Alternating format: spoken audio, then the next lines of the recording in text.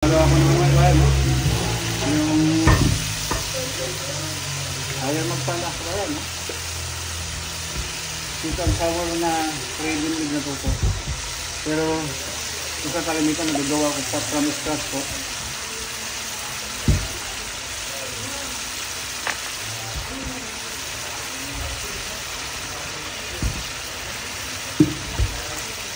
Yan, bali dalawa yan, higyan po natin.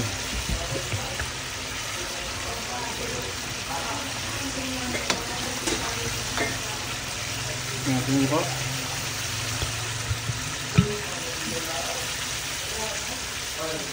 Apa? Wala na? Okay, okay po. Yan, kabayan tingin nyo, oh. Yan yung sauce niya po, ah. Alas ko na po ito. Perfect na po ito, tingin nyo. Sauce niya, malapot po, malapot na po ito.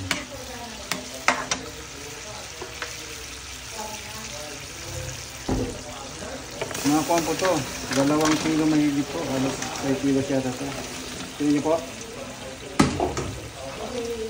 Haluin po natin, ha, makita nyo po ang kuwan nyo. Yan, kaibigan, ha. Ayos, diba? Mga kaibigan, kain tayo.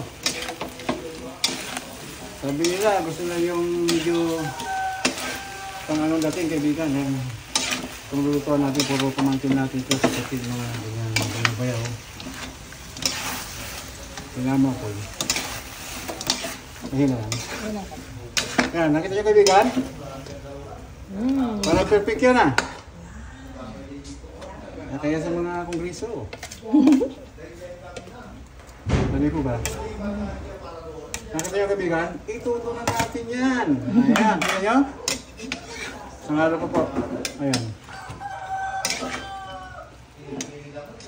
Goods na po ito. Sesame oil.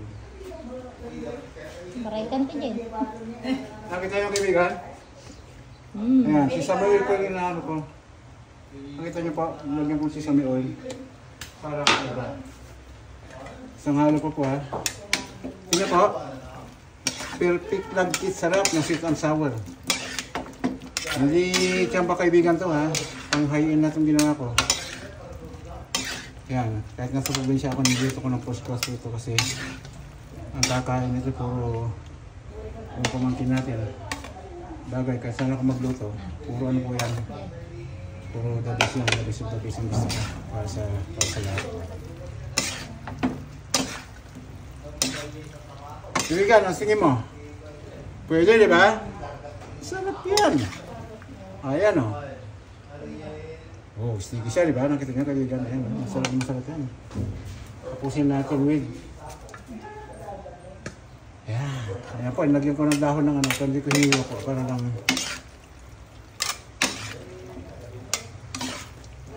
Kaibigan, yung final product na po ito. Tingnan niyo po. Ayan. Maraming salamat muli sa panonood. Sana po nagustuhan niyo itong munting sweet and sour special para sa mga special na tao para sa buhay po. Masarap po ito. Magandang tanghali muli sa atin lahat. Kita-kita lang ulit tayo sa susunod na video po. At magandang tanghali.